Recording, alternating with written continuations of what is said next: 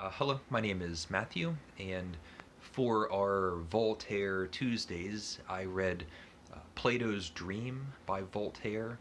And this isn't a short story.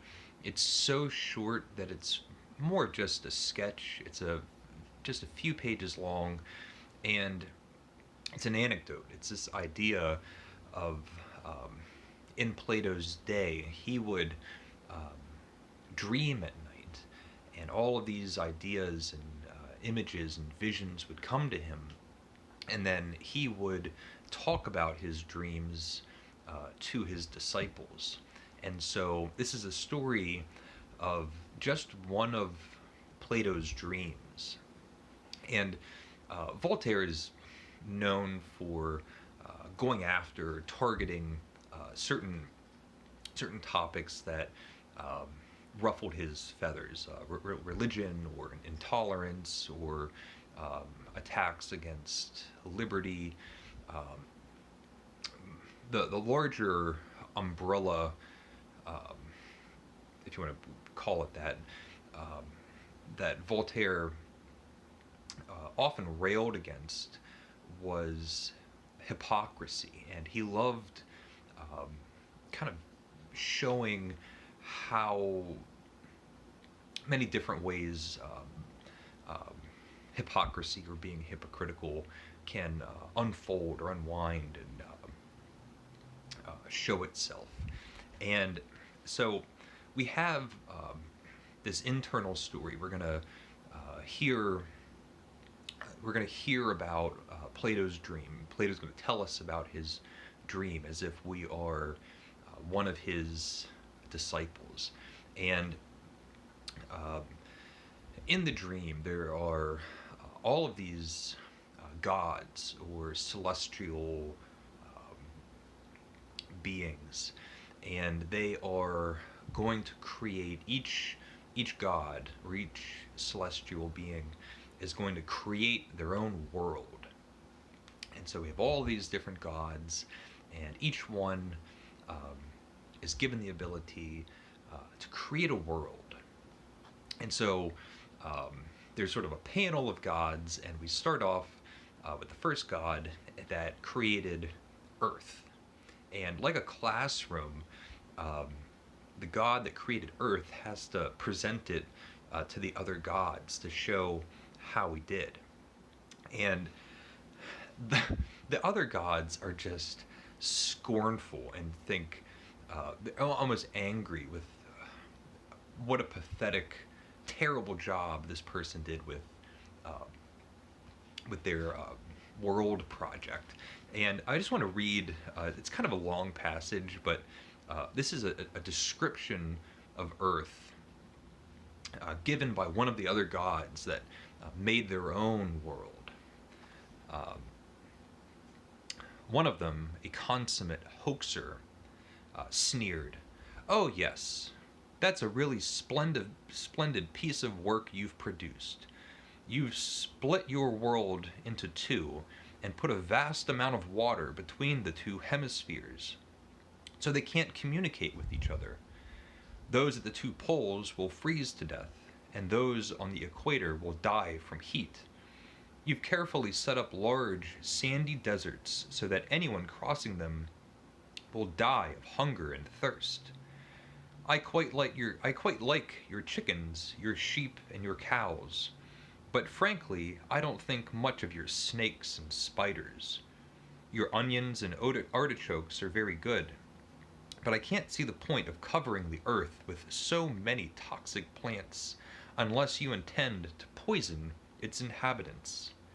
What's more, you seem to have created 30 species of monkeys, even more species of dogs, and only 4 or 5 kinds of man.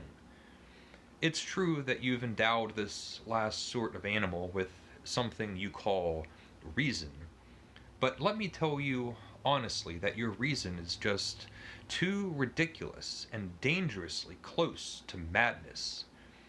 In any case, it doesn't seem to me that you think very highly of that particular biped, because you've given it so many enemies and provided it with so few defenses. So many illnesses and so few remedies. So many passions and so little wisdom. It seems that you don't want many of these animals to survive, since, apart from all the dangers you've exposed them to, you've arranged things so cleverly that one day smallpox will regularly wipe out 1/10 of their species, and its big sister, syphilis, will poison the source of life in the remaining 9/10. And if that wasn't enough, you've worked everything so well that half the survivors will be busily going to law and the other half going to war. No doubt they'll all feel greatly obliged to you. You really have produced a masterpiece. So,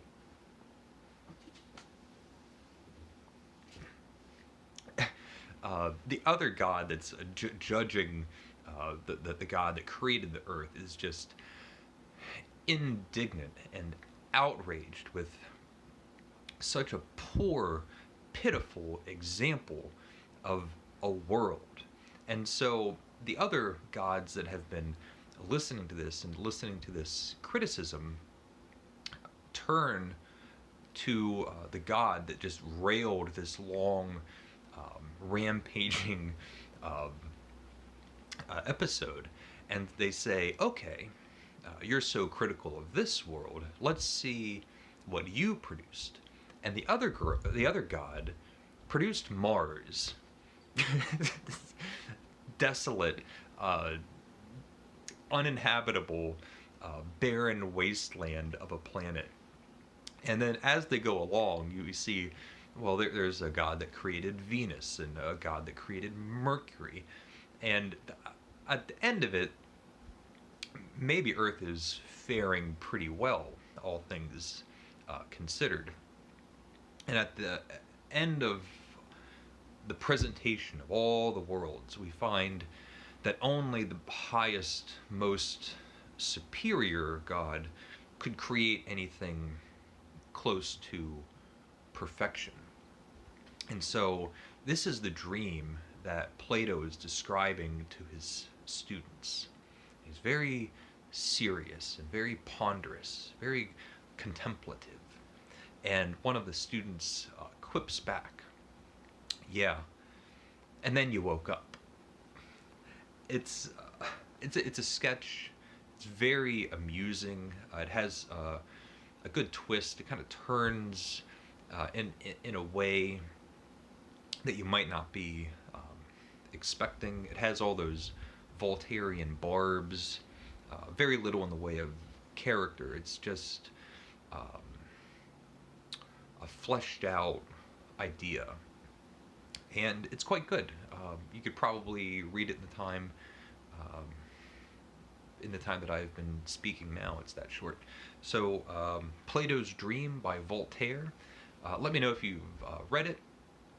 It's incidental, but it's quite good, amusing, and yeah. Let me know what you think if you've read it.